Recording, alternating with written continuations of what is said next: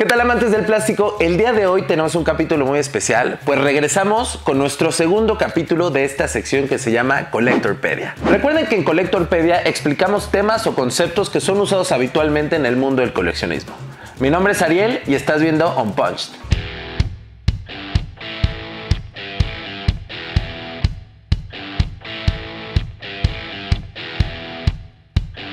Y el primer concepto que abordaremos el día de hoy en este capítulo es variante. Variante se le llama a todas esas piezas que se lanzaron al mismo tiempo que otra pieza original, pero sufre pequeñas diferencias en el diseño, en el empaque o incluso en los accesorios que llevan estas piezas. O sea, básicamente es otra versión de la misma figura. En la actualidad, estas piezas de White Jersey han cobrado muchísima fama y popularidad por la creciente demanda que hay de tortugas ninja entre los coleccionistas.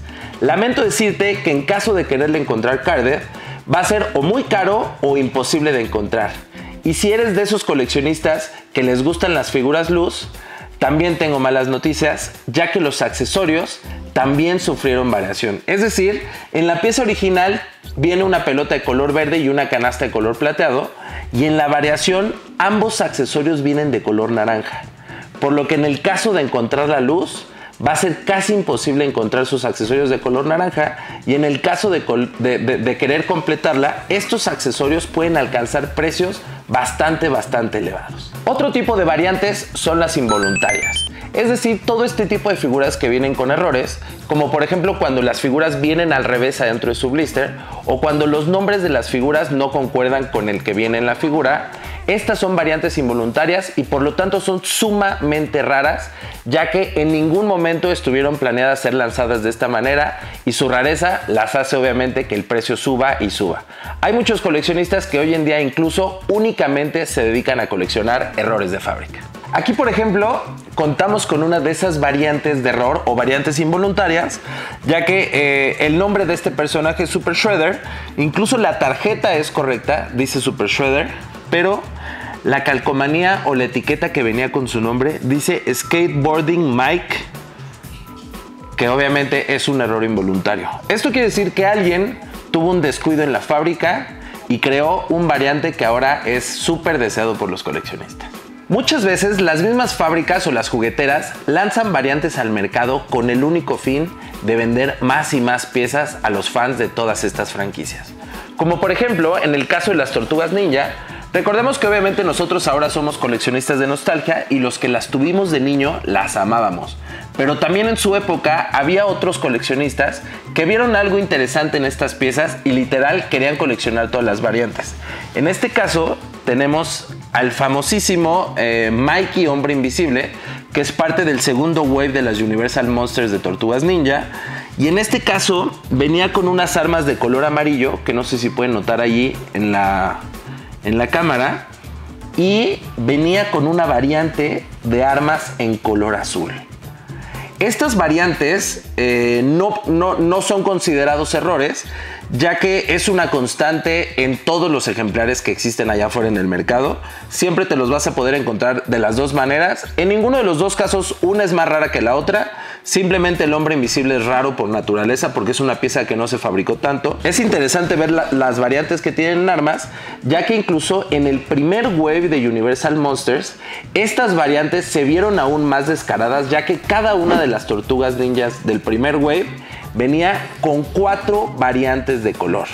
En el segundo wave, que en mi opinión es un poquito menos popular o fue menos popular en su momento y es por eso que es más escaso, únicamente se limitaron a sacar variantes de 2 colores en los 4 casos de las figuras del segundo wave. Algo importante a mencionar en este caso es que también existen unas variantes llamadas OG, que son conocidas como las originales, las de lanzamiento o las primeras de las primeras, antes de lanzar todas estas variantes al mercado para disparar sus ventas. Otro concepto que me gustaría abordar, ya que últimamente se ha popularizado y se utiliza mucho en el mundo del coleccionismo, es el de Sofubi. Cuando se dice que una figura está hecha de Sofubi, se refiere básicamente a que está hecha de vinil suave, o polivinil suave, o poliuretano suave, o básicamente PVC en su forma suave de fabricación. La palabra Sofubi nace de la combinación Sofuto vinil. Vinil suave y Sofubi son términos intercambiables ya que básicamente en el mundo del coleccionismo se refiere a piezas como estas, es decir, juguetes directamente fabricados en Japón. Aunque se sabe que hay juguetes en todo el mundo fabricados de este material, el sofubi únicamente se refiere a las figuras coleccionables de Japón.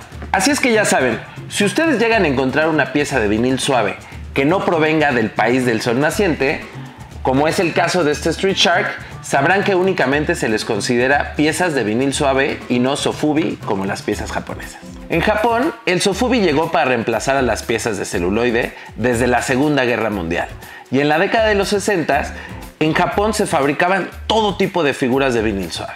En esta década se crearon los primeros monstruos gigantes fabricados en este material. Y en los 70s empezaron a fabricar superhéroes tipo Super Sentai. Y en los 80s se fabricaron hasta mechas de este plástico suave. Me gustaría explicarles un poquito el proceso de la fabricación del vinil suave. Básicamente en un caldero gigante se vierte todo el plástico que se va a utilizar para todas estas piezas y desde su concepción tiene que ser del color elegido del que quieras obtener tu pieza. Una vez que tengas este plástico derretido, se vierte sobre un molde de acero colado, mismo que en su interior lleva, digamos, un negativo de esta figura.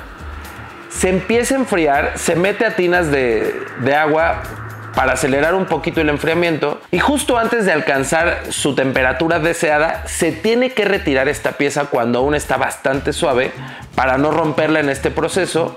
Una vez que tenemos esa pieza afuera, la pieza por sí sola va a tomar la figura que llevaba el molde en su interior y posteriormente se pasa a pintar únicamente a mano esta pieza y vas a tener una figura que con los cuidados adecuados te va a durar toda la vida. Otro concepto que siempre va de la mano de sofubi es el de kaiju.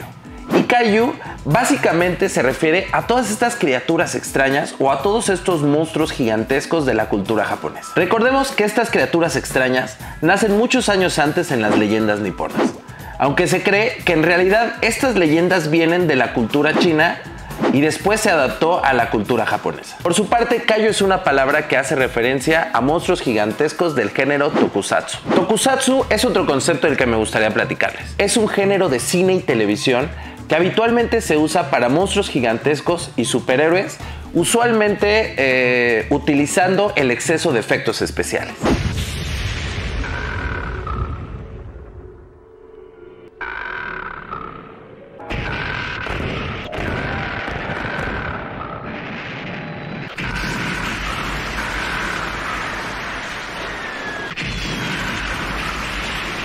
Y la traducción de esta palabra sería algo así como filmación especial, ya que en estos filmes o programas de televisión por lo general se utilizaban estos kaijus gigantescos. En el cine a nivel mundial, la franquicia más famosa de este género es sin duda la de Godzilla, convirtiéndolo literal en el kaiju más famoso de todos. Y en televisión seguramente muchos de ustedes están familiarizados con el Super Sentai.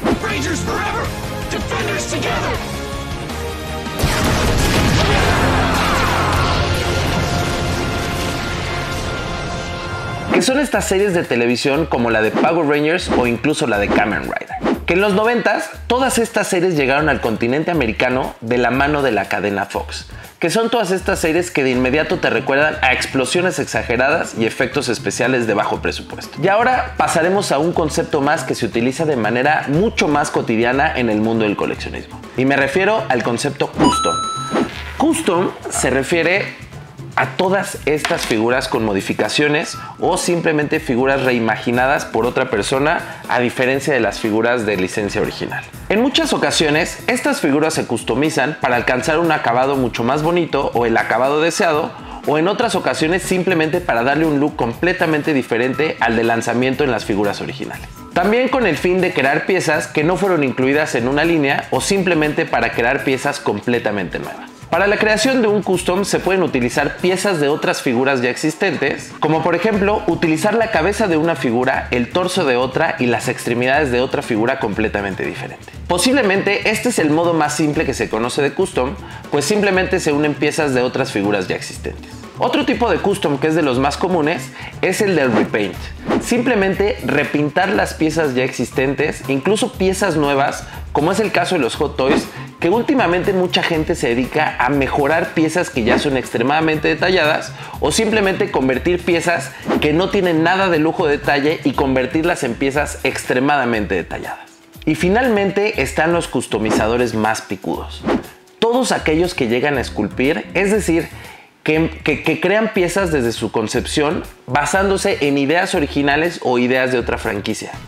Para esto se requiere literal a un escultor profesional y posteriormente pasar esa escultura a un molde para empezar a fabricar juguetes desde cero.